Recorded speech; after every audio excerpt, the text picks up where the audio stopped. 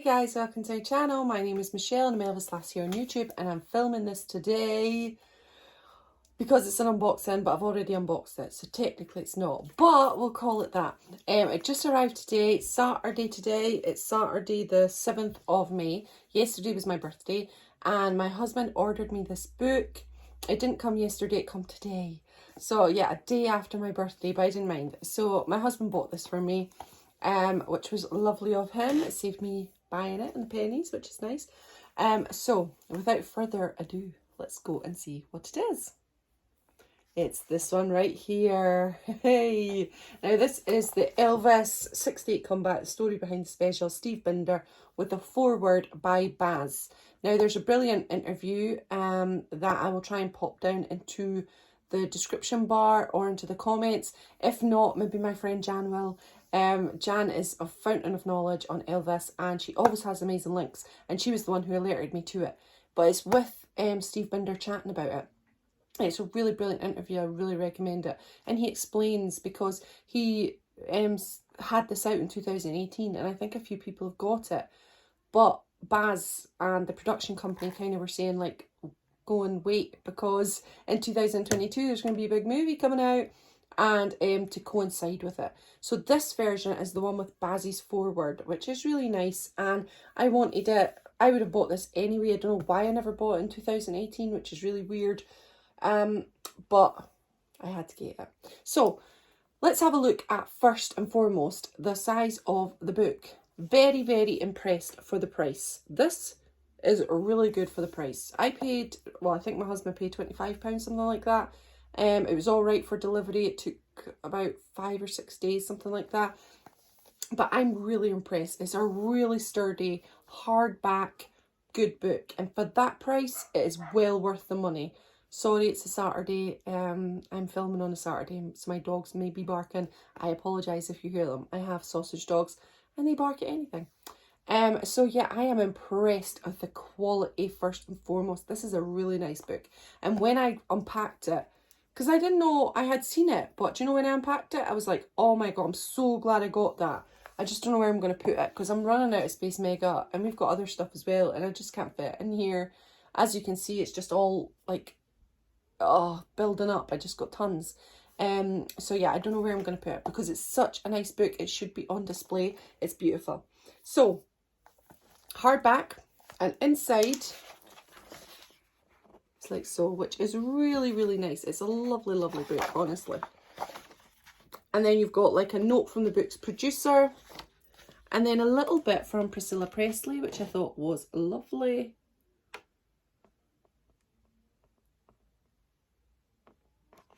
And it says, it was time for Elvis to do something in a big way. Steve Binder came at the right time and magic happened.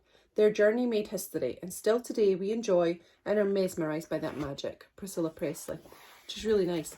And then it's got some of the drawings and things, which is really cool, from the special. So these are original sketches of the set design for the TV special by the art director Gene McAvoy. Don't know why I said that. And then we have the foreword by Baz. So it's here. You can't see it with my ring light, but it's really, really nice little foreword. I liked it a lot. And yeah, so lots of information in here. I wasn't expecting it, because it was a hardback. I kind of thought it would be just mainly pictures, but no. So there's a little bit from Steve Binder as well, which is really nice. But loads of good information here. Really good. I have read a couple of chapters so far, and I don't know if you guys are like me, but you go straight to the end. I went straight to the end and I read the If I Can Dream sequence, and after the taping, that had me in tears, but we'll get there. So yeah, it keeps on going. The first chapter is about the Colonel and the Snowman's League. So yeah, I'm a few pages into that. Very interesting. But as you can see, we've got lots and lots of text here. So we got lots of good learning, which is great. Some really cool pictures as well. Set list, salaries, and just Elvis. So I haven't got into this one, which I can't wait to read. Promises Broken is the next chapter.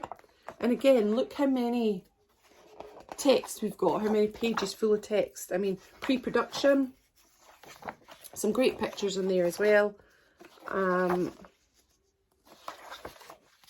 So yeah, as you can see, it just keeps on going, and loads of good text. I love it for that reason. And when we got to the last part, the If I Can Dream section, it just had me bawling. Now, most of us know about the If I Can Dream and what happened, but it's still nice to look at it again, and it just gives you that fresh look. And this is the segment on If I Can Dream. Sorry, here we go. It's a really heavy book as well. You're going to love it.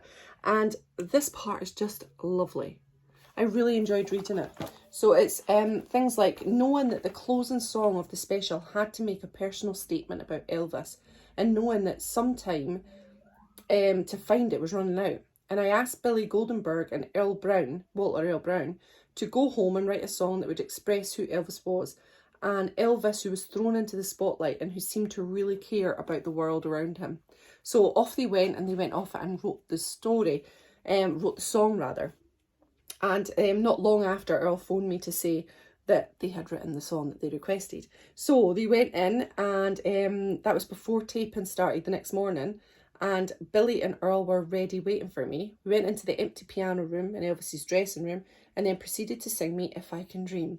Billy played the upright piano, and Earl sang If I Can Dream of a Better Land, where all my brothers walk hand in hand. I asked them to play it again, and by that time I was convinced that I had found my closing song, which is pretty epic. I asked Elvis to sit next to Billy on the piano bench while Earl sang If I Can Dream to him. Elvis listened but gave no reaction. He asked them to sing it 2 or 3 times before letting on to us whether he liked it. He just sat there listening. I could hear the colonel's voice through the paper-thin door shouting, "Over my dead body! And they're wasting valuable time in there." Imagine that. Gosh. So Elvis looked at me and said, "I'll do it. I'll sing the song on the show." And with that, the door separating the 2 rooms burst open, and in came the Colonel, Tom Diskin and Freddie Breinstock, with a contract and pen in hand for Billy and Earl to sign, giving away all the rights to their publishing to Hill and Range. The Colonel, with Tom Diskin at his side, didn't want another open confrontation with me, since he obviously anticipated and knew that Elvis had already said yes. So at that point, Billy said, "No, look, Earl wrote the song, it's nothing to do with me." And with that, how gracious that was. He lost so much money because the royalties that came back to Earl was quite a lot, and he lost half of that, which I think, yeah, he says that's what I call integrity, which is amazing for Billy Goldenberg. Wow. And this part just got me. This part was the end part. After the orchestra played the last note of the day and the musicians packed up their instruments and headed out the door, Elvis came to me and asked if he could put his vocal on the track to practice with, since he wasn't that familiar with the lyrics. I informed Bones and the recording engineer what was about to happen, and we locked the door to the studio and set up for Elvis to record once again. The only people left in the studio were Elvis, Bones and Pat Rickey, my script supervisor, a recording engineer, his utility man and me. It was getting late in the evening, and we had been working steadily since very early that morning. The boom microphone was set up in the middle of the stage, and Elvis put his headset on so he could listen to the track. His voice boomed, "I'm ready, Bones. You can roll the tape." And Bones did. Elvis sang the lyrics, and we all thought we were going home knowing his vocal was never going to be used other than that for Elvis's use. Just as I was about to say goodnight to Elvis on the intercom, his voice boomed out again. "I'd like to try it one more time if you don't mind, but this time with a hand mic." I don't think anyone else but Elvis ever made such a request, singing a vocal in a recording studio on a hand mic. Bones gave the word to his utility manager, and we were about to begin. At the last minute, I asked that all the lights be turned down in the large and now empty studio.